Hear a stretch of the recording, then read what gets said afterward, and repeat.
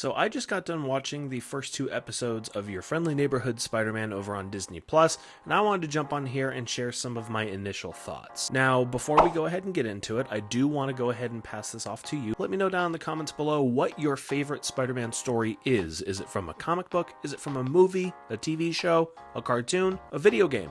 Whatever it is, let me know down in the comments below. I can't wait to read it as always, and while you're down there, be sure to like the video and subscribe and hit the bell so you don't have to miss out on anything that we have going on here at the channel. Alright, on with the video. Welcome back to the Bland Panel. My name is Jay, and this show has really gotten off to an interesting start. Now, just the day before everything debuted on Disney Plus, Hudson Thames, I believe that's his name. If I'm wrong, let me know down in the comments. Please correct me. I don't really retain a lot of this info sometimes. He went into an interview and said that he was scared that the show was going to be, quote, annoying and woke, and that is immediately blowing dog whistles, and I don't rock with that. If you're gonna play Spider-Man, you gotta understand that all comics are woke, if that's what you want to call it. It came free with the fighting social injustices. Superheroes are all inherently going to be representative of the world and times in which they exist in.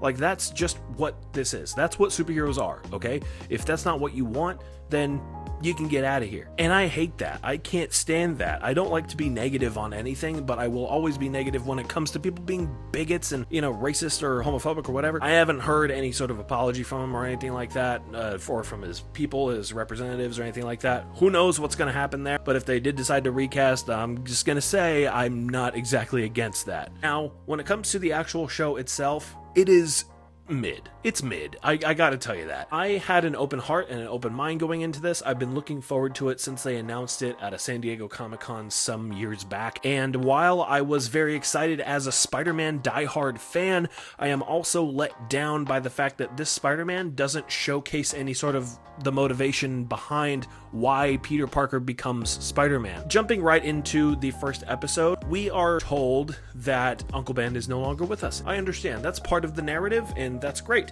However, that all happened before Peter Parker gets bit by the spider, because they talk about him having been passed away, the fact that Aunt May's had his back and she's there for him, all that kind of stuff.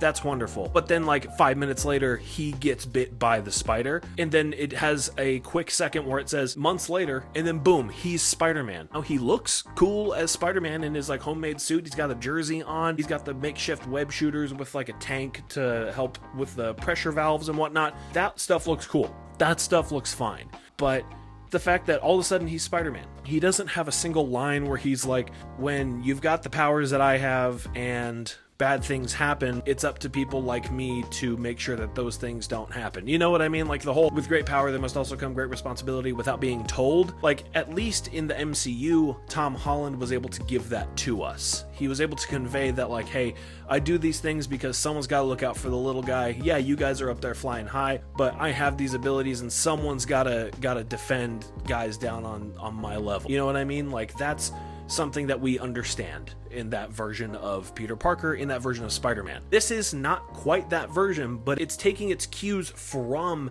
that version of Spider-Man. Now, just because Tom Holland said that in 2016 doesn't mean that that translates to this version of Spider-Man. If you're telling me a pseudo origin story, then what you have to do is you have to tell me, why should I care about this character? And secondly, why does this character feel compelled to do what he does? What is the call to action? Getting bit by a spider is not a call to action. That is the kind of inciting event that, you know, gives him his powers. That's like the inciting incident, so to speak. But there's nothing pointing directly to Peter Parker saying, this is why I am Spider-Man. This is why I'm looking out for the little guy. This is why I'm stepping up. There's none of that in this show so far. Granted, it is just the first two episodes, but you would think that that's what you would do early on. That's the first episode, and then by the end of it, bam, he's Spider-Man, and then you're off to the races, and then you have the entire rest of the season to be Spider-Man. You know, it's not like you have to build up over a season to get him to that point. Even saying, hey, I have powers now,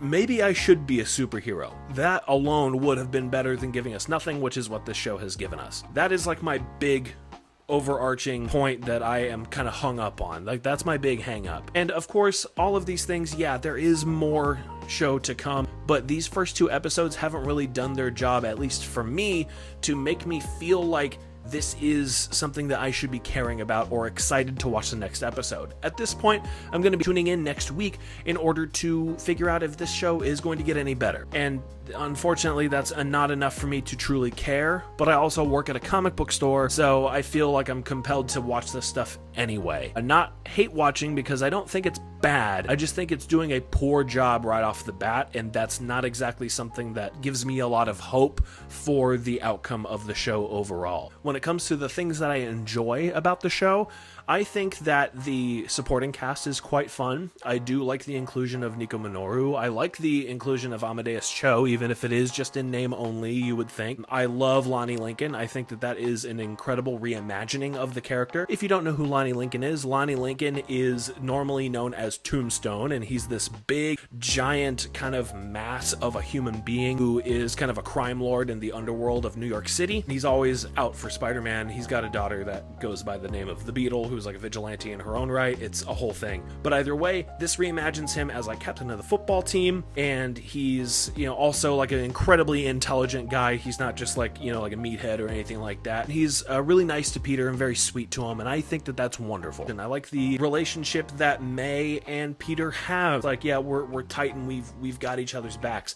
I think that's wonderful and a nice little inclusion in there, because that's another carryover from the MCU, and that rings true. I really like that. I enjoy that a whole lot. I also love Coleman Domingo's inclusion as Norman Osborn. I like what he's doing with it so far. He's had like 4 lines in the whole thing so far, but I do like what he's been doing with that. Whoever it is that's playing Harry, it felt a little stiff and kind of just there for me, but it's okay. We've only had a scene with him.